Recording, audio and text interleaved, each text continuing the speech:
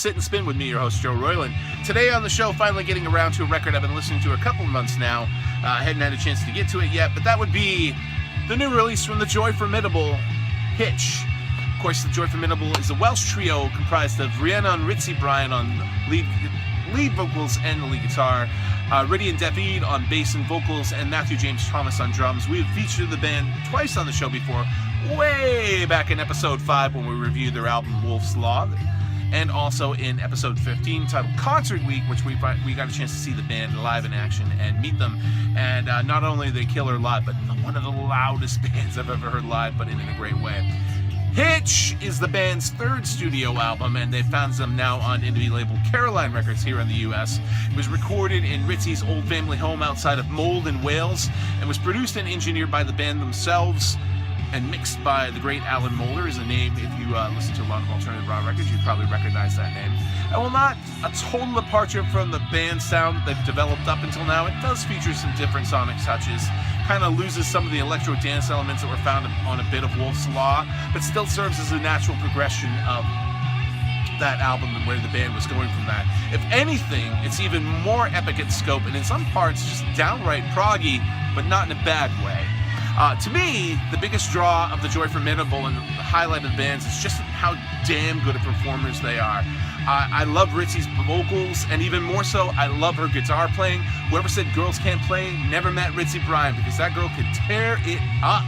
Whether it's intimate acoustic parts, soulful soloing, crushing rhythms, or fiery lead work, man, she does it all, and she smokes a lot of guys. The rhythm section of the band also equally great. Riddian has great bass work throughout, whether it's nimble, intimate, funky fingering style stuff, or more overdriven, lead-like playing almost, as well as doing some occasional acoustic work and vocals himself. And Matthew Thomas is also a rhythmic powerhouse and can play hard and heavy just as easily as laying down subtle percussion work. We'll get to some highlights about him in a minute. The album kicks off with A Second in White, which picks things up right in file style, right where Wolf's Law left off, in a grand driving scope. Can't talk today. Up next is track you're hearing right now, Radio Flips, which is another high-powered rocker with fiery guitar work from Ritzy, and it's a close cousin to This Ladder Is Ours from the band's last album, but it's exactly the kind of thing that drew me to the band and why I love them. Last Thing on My Mind opens with some cool in-studio banter and warm-up of the song before slipping into a sleepy funk of Riddian's bass groove, and features a really cool breakdown section towards the end of it too. Liana slows things down a bit with a haunting piano-led ballad that seamlessly flows into the next track on the record, The Brook, which starts with similarly stark acoustic strumming offset against mournful lead guitar lines.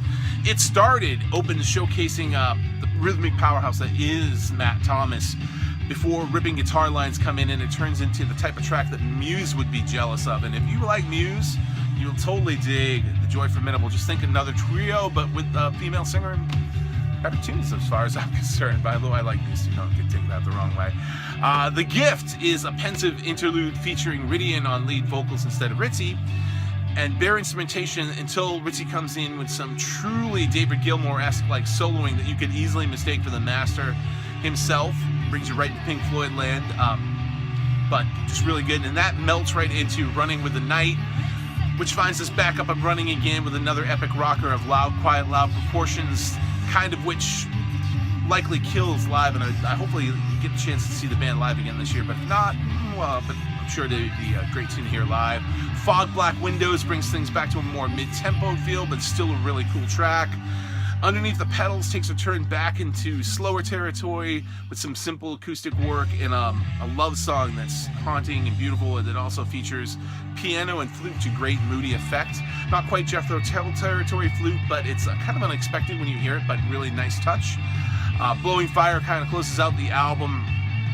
One of the last two tracks brings it back down to a mid-tempo feel again, and then the last track on the album, the grand Don't Let Me Know, which again starts with just acoustic strumming and Ritzy's fine vocals, and then layers instrument upon instrument into explosion of sound about the midway mark through the song, and it's a great closing track of the album.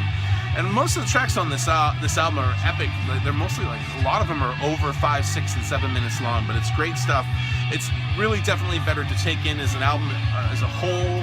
You just want to put the thing on and kind of get lost in it and explore the whole thing rather than just picking out individual tunes, although some of them do work right well that way themselves. But another great effort from the Joy Formidable, the new record Hitch. It's available on CD as well as vinyl. I got to pick the vinyl version up myself too, but at the time I just bought the CD because the vinyl was one of those delayed, as they so often are. But God, that's what I'm talking about. Ritzy Bryan, man, she's awesome. Pick it up for that, if nothing else. You wanting some great guitar work? But the Joy Formidable's Hitch, and that's our show for this week. Thanks for tuning in. Thanks for sticking around. Check in with us next time where we'll have something else new and cool for you.